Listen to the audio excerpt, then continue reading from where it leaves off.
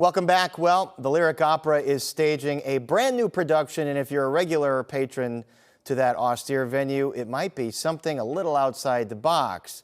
Billy Corgan, the famed frontman for the Smashing Pumpkins, has adapted his hit album from the 90s, Mellon Collie and the Infinite Sadness, into an opera, and it opened this week and will run toward November 30th.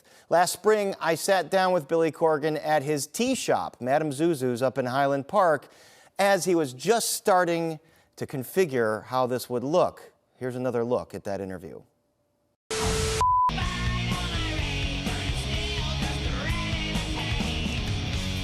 In 1995, the Smashing Pumpkins took the music world by storm with their ambitious hit double album, Mellon Collie and the Infinite Sadness. Nearly 30 years later, Corgan says he was at a production of Mozart's Requiem at the Lyric when he got the idea for a unique anniversary idea: to adapt his rock album for the opera stage. Just don't call it a rock opera. First thing I said to Lyric is, I don't want opera to go rock. My fans don't want to see that. I don't want to see that. I've seen where other bands have done it, always to kind of, in my estimation, a little bit of a mixed result. I think it's cool. We've even had it proposed to us, and I've always turned it down. This is a unique opportunity to recast my work thematically, aesthetically, in a totally different set of musical destinations. Corgan spoke with us at Madame Zuzu's Tea Emporium, the Highland Park eatery and venue he owns with his wife Chloe. He says he's still working on modifying hit rock and metal tracks like Tonight Tonight, Bullet with Butterfly Wings, and 1979 into classical arrangements. But he says he's confident it'll work. The album was written as a sort of a mythical 24 hours in a day in someone's mind. So I think depending how the music works modularly, it'll kind of work. But once I hear it all together, I'll be able to tweak it from there. Lyric Opera General Director John Mangum says he jumped at the chance to produce the show when presented with the pitch. Mellon Collie has so much incredibly rich musical material. It provides a real, buffet of things for them to work on and adapt for the orchestra and the chorus. Both Mangum and Corgan say they hope to bring together two different worlds that might not necessarily interact.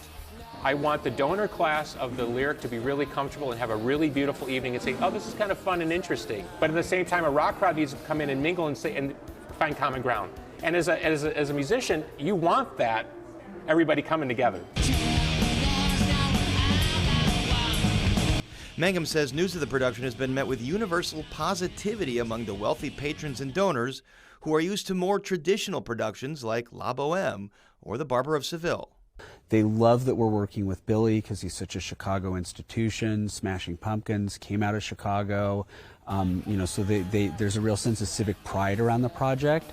And they love that we're doing something different. They're excited that we're going to have new audiences coming into Lyric for the first time and having this experience. And then hopefully they love it so much that they'll come back for something else. The Lyric is about ready to hold auditions for several roles. One that's already cast, Billy himself, who's performed for millions across the globe, but never quite like this. I really look forward to standing there, singing with a full choir behind me and a full orchestra. Well, there you go. Now you have your chance to see what that looks like. Billy Corgan, of course, taking the stage in his opera, Mellon Collie and the Infinite Sadness, which debuted its world premiere this week, November 21st, at the Lyric Opera. What an interesting sight. You'll see some of those regular opera patrons perhaps sitting next to someone with black hair and a nose ring and tattoos all over their body and leather jackets with spikes.